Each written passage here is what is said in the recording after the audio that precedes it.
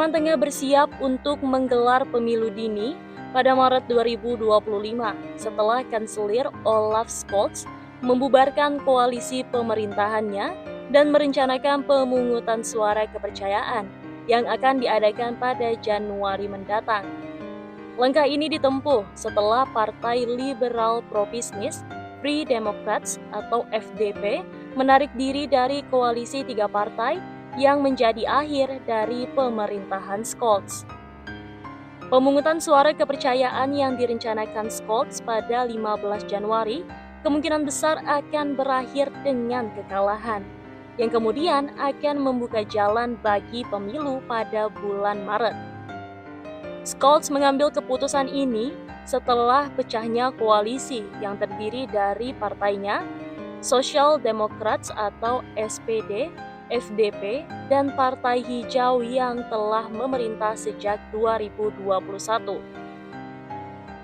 Ketua oposisi Friedrich Merz dari Partai Demokrat Kristen atau CDU pada Kamis 7 November 2024 mendesak agar pemungutan suara kepercayaan dipercepat, menyatakan bahwa pemerintahan Scholz sudah kehilangan dukungan mayoritas di parlemen. Merz menekankan pentingnya segera mengembalikan mandat kepada rakyat melalui pemilu awal.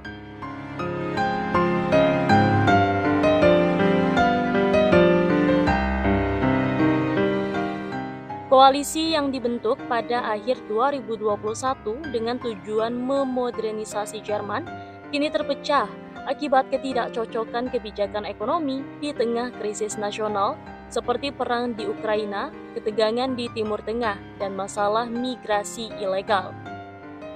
Puncaknya terjadi ketika FDP menolak rencana Scholz untuk mencabut batas utang konstitusional guna mencegah pemotongan anggaran serta menjaga dukungan bagi Ukraina. Christian Lindner, pemimpin FDP yang dipecat dari jabatan Menteri Keuangan pada Rabu malam 6 November, menjadi pemicu berakhirnya pemerintahan Scholz. Lindner menolak rencana Scholz yang dianggap melanggar konstitusi terkait batas utang dan justru mengusulkan pemotongan anggaran publik serta pengurangan regulasi. Presiden Jerman Frank-Walter Steinmeier mengindikasikan kesiapannya untuk membubarkan parlemen dan memfasilitasi pemilu lebih awal. Ia menekankan bahwa Jerman membutuhkan pemerintahan yang stabil dengan mayoritas yang jelas.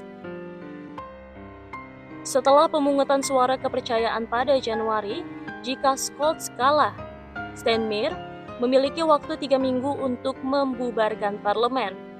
Pemilu diharapkan bisa berlangsung dalam kurun waktu 60 hari setelah pembubaran tersebut. Pembubaran koalisi ini tidak terlepas dari perbedaan pandangan yang tajam terkait kebijakan ekonomi antara partai-partai yang berkuasa.